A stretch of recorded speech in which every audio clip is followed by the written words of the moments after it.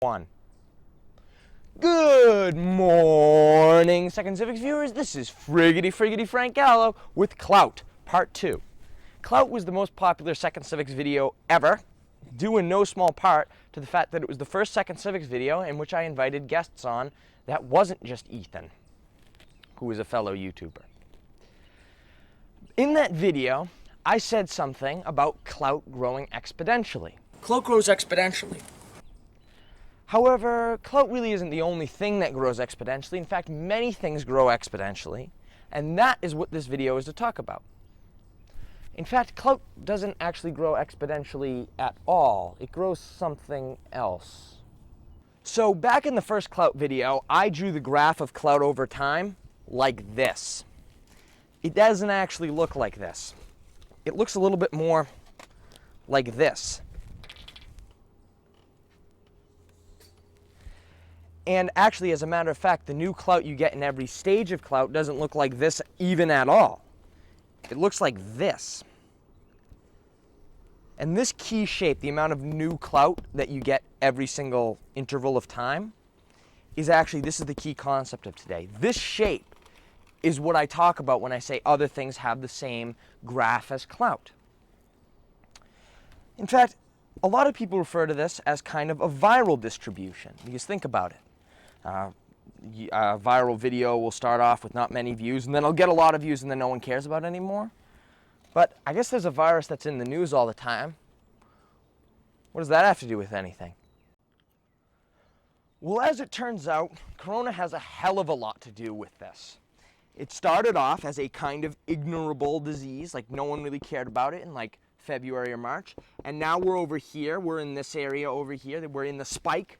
A lot of people are getting sick. There's a lot of restrictions. In fact, this is also the shape of the restrictions. Not many restrictions, more restrictions, not that many restrictions again. And it follows this shape right here. Donald Trump described the coronavirus as a war against a silent enemy. And that made me think, does war use this shape as well? Actual war, similar to an invisible war, like the war against the coronavirus, also follows this curve in terms of its intensity. Whereas with coronavirus, there's a very literal metric of how bad it is, the amount of cases. With the war, it's a lot more abstract. You start off with a weak, low-intensity war, and I guess the deaths could be thought of as the numerical expression of this. Not many deaths here, then a lot of deaths, and then not many deaths again. This was seen in World War II, where you started off the war and there was kind of just an invasion of Poland, any other imperial operation. And then you got to like the Holocaust. A lot of people were dying in D-Day. That's up here. And World War II is over now. So it had to have tapered off. A common statement is that all's fair in love and war. And as a matter of fact, love follows this curve as well. Well, I finally got to changing the board. In this case, it's now love over time.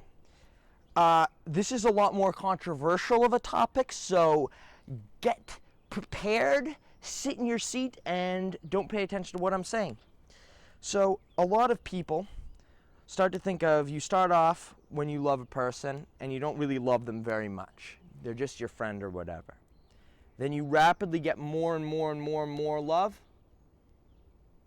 and then it goes down again. And this shape is true for basically all love, because if you think about it, you get a lot of honeymoon love just after the marriage, and then it kind of diminishes over time.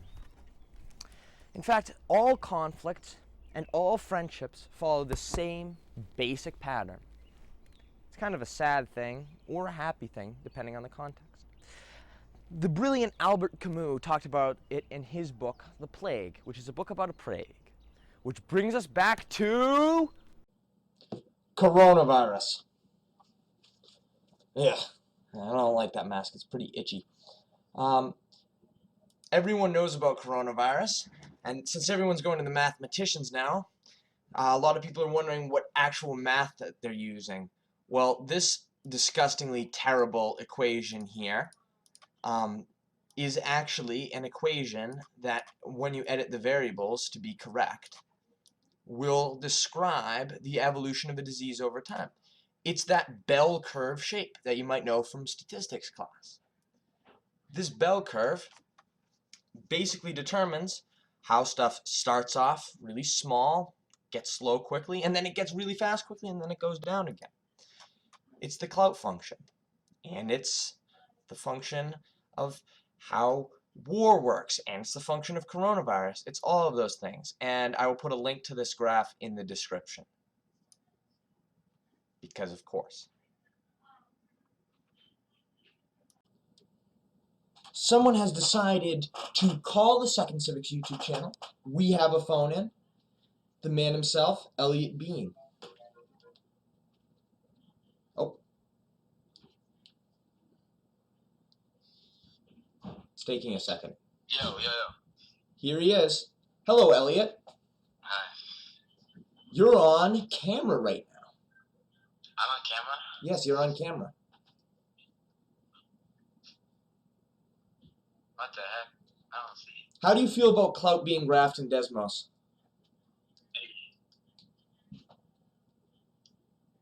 I believe that's a good way to graph it. We need to graph Clout in Desmos. Well, observe my wonderful Clout graph. My baby. Here it is, the Clout graph. I like that. It's beautiful, isn't it? Look at the equation. It's so ugly, but it creates this. Damn. Yeah. It's so beautiful. So beautiful. I gotta eat. I gotta go. I'll call you back Have after. a delicious and wonderful and scrumptious dinner. Thank you. My first phone in. Thanks for watching Second Civics. This has been Friggity Frank Gallo. Remember to like and subscribe. Have a great day.